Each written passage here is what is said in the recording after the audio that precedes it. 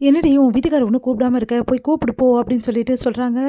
நம்ம கங்கா உடனே வந்து காவேரி வந்து சரிக்கா நான் போய் கூப்பிடுறேன் அப்படின்னு சொல்லிட்டு விஜய் வந்து எழுப்புறாங்க. விஜய் வந்து அமைதியாக இருக்காரு. என்னங்க ரொம்ப மூட் அப்செட்டாக இருக்கீங்களா? ஏன் வந்து எழுதிப்பீங்களே எப்போவுமே, என்னாச்சு ரொம்ப அதிகமாகிடுச்சா அப்படின்னு சொல்லிட்டு கேட்குறாங்க. அதெல்லாம் ஒன்றும் இல்லை காவேரி அப்படின்னோடனே, ஏன் சோகமாக இருக்கீங்க? அதெல்லாம் ஒன்றும் இல்லையே அப்படின்றாரு. இல்லை ஏதோ இருக்குது சொல்லுங்கள் அப்படின்னோடனே, அதுக்கு எதுவுமே வந்து யோசிக்காமல் அப்படியே யோசிக்கிறாரு. என்ன காவேரி என்னாச்சு அப்படின்னோடனே, நான் தாங்க கேட்கணும் உங்ககிட்ட என்ன ஆச்சுன்னு சொல்லிட்டு, இல்லை ஏதோ கேட்டுட்டு இருந்தியே, சரி நம்ம ஊருக்கு கிளம்பலாமா அப்படின்னோடனே, ஊருக்கு கிளம்பணுமா அப்படின்னு சொல்லிட்டு சொல்கிறாரு. என்ன நீங்கள் கிளம்பணுமான்னு கேட்குறீங்க, கிளம்பி தானே ஆகணும், இங்கேயே நம்ம இருக்க முடியும் அப்படின்றாங்க.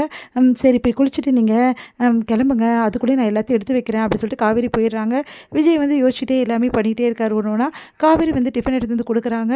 அடுத்து விஜய் சாப்பிட்டுட்டு இருக்காரு. அப்போ வந்து சரிங்க டைம் ஆயிடுச்சு கிளம்பலாமா அப்படின்னோடனே, சரி காவேரி கிளம்பலாம் அப்படின்னு சொல்லிட்டு அப்படியே காவேரியை பார்க்குறாரு. உங்களுக்கு ஏதோ ஆயிடுச்சு, ஆனால் எதுவுமே சொல்ல மாட்டேங்கிறீங்க, என்ன விஷயம் சொல்லுங்கள் அப்படின்னு சொல்லிட்டு கேட்குறாங்க. அதுக்கு வந்து அமைதியாக இருக்காரு விஜய். உங்கள் மாமா எழுந்துட்டாரா? அவர் எழுந்து ஒரே எங்கள் அக்கா கிட்ட திட்டு வாங்கிட்டு இருக்காரு. வேறு என்ன பண்ணுறது அப்படின்னோடனே, மாமா உங்ககிட்ட ரொம்ப பேசிட்டு இருந்தாரா அப்படின்னோடனே, ஆமாம் நிறைய விஷயங்கள் சொன்னார், கங்காவை ரொம்ப விரும்புகிறது விஷயத்த எல்லாத்தையும் சொல்லிட்டு இருந்தார். ஆமாம் அவர் சின்ன வயசுலேருந்து ரொம்ப விரும்புகிறாரு, அதை தான் பேசிகிட்டு இருந்தோம் நாங்களும். அந்த மாதிரிலாம் வந்து யாருக்கும் கொடுத்து வச்சுருக்க முடியாது, கங்காவுக்கு ரொம்ப கொடுத்து வச்சுருக்காங்க. தன்னை முழுமையாக நேசிக்கிறதும் தனக்காக வந்து விட்டு கொடுக்குறவங்களும் கிடைக்க வாழ்க்கையில் ரொம்ப கொடுத்து வச்சுருக்கணும் இல்லை அப்படி சொல்கிறாங்க. ஆனால் வந்து எங்கள் மாமா எங்கள் அக்கா இல்லாமல் இருக்கவே மாட்டார், அதனால தான் இவ்வளோ நாள் வந்து தாங்கிட்டு இருக்காரு எல்லாத்தையுமே அப்படின்னு சொல்கிறாங்க. அப்படியா அப்படி சொல்லிட்டு கேட்டுகிட்டே இருக்காரு. என்னங்க நீங்கள் ஒரு மாதிரி இருக்கீங்க, என்னாச்சு? நீங்கள் கவலைப்படாதீங்க, உங்கள் நிலைமையில் அப்படி ஆகவே ஆகாது. என் தொல்லை உங்களுக்கு ஒரு 8 மாதம் வரைக்கும் தான், அதுக்கப்புறம் உங்களை நான் எந்த பிரச்சனையுமே பண்ண மாட்டேன், அது வரைக்கும் ப்ளீஸ் பொறுத்துக்குங்க அப்படின்றாங்க. அதை கேட்டு வந்து மனசு கஷ்டப்படுறாரு விஜய். ஏன் காவேரி என்னை மனசு கஷ்டப்படுத்துகிற, நான் வந்து நீ இல்லாமல் எப்படி அப்படி சொல்லிட்டு யோசிக்கிறாரு.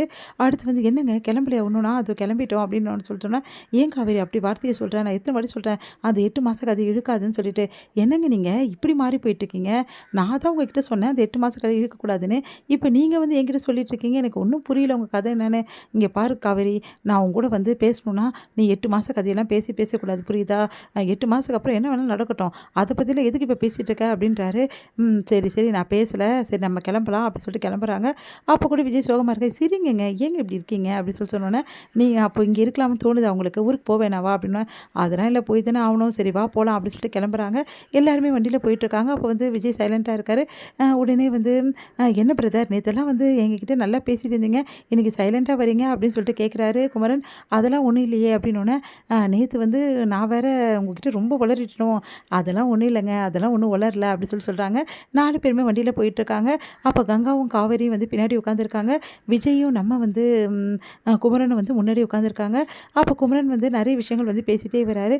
அதுக்கு எல்லாத்தையுமே வந்து தன்னை மறந்து வந்து விஜய் பதில் சொல்லிருக்காரு. விஜயை பார்த்துக்கிட்டே வராங்க நம்ம காவேரி.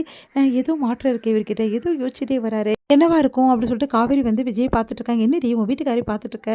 இல்லைக்கா நேற்றுலேருந்தே ஒரு மாதிரி இருக்காரு, அது என்னன்னு தெரியல அப்படின்னோடனே, உங்கள் மாமா சும்மா இருந்ததுன்னா ஏதாவது சொல்லி விட்டுருப்பாரு அப்படின்னோடனே, ஐயோ நான் எதுவும் சொல்லலப்பா அப்படின்னோடனே, அதெல்லாம் ஒன்றும் இல்லை நான் நல்லா தான் இருக்கேன்னு சொல்லிட்டு விஜய் வந்து சொல்லிட்டு இருக்காரு.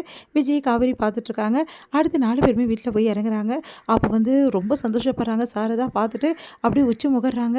என் பிள்ளைங்க 2மே வந்து சந்தோஷமாக ஒன்றா வருதுங்க, எனக்கு இது போதும் அப்படின்னு சொல்லிட்டு அவங்க அத்தைக்கிட்ட சொல்லிட்டு இருக்காங்க. அவங்களும் பாட்டியும் ரொம்ப சந்தோஷப்படுறாங்க. சரிக்கா நீ நீ போ, நான் கிளம்புறேன், டைம் ஆயிடுச்சு, அவங்க வேற என்ன நடக்குதுன்னே தெரியல, நாங்கள் முதல்ல போகிறோம் அப்படின்னு சொல்லிட்டு விஜயும் காவேரியும் வந்து உள்ளே போகிறாங்க அவங்க வீட்டுக்கு. இதோட முடியுது.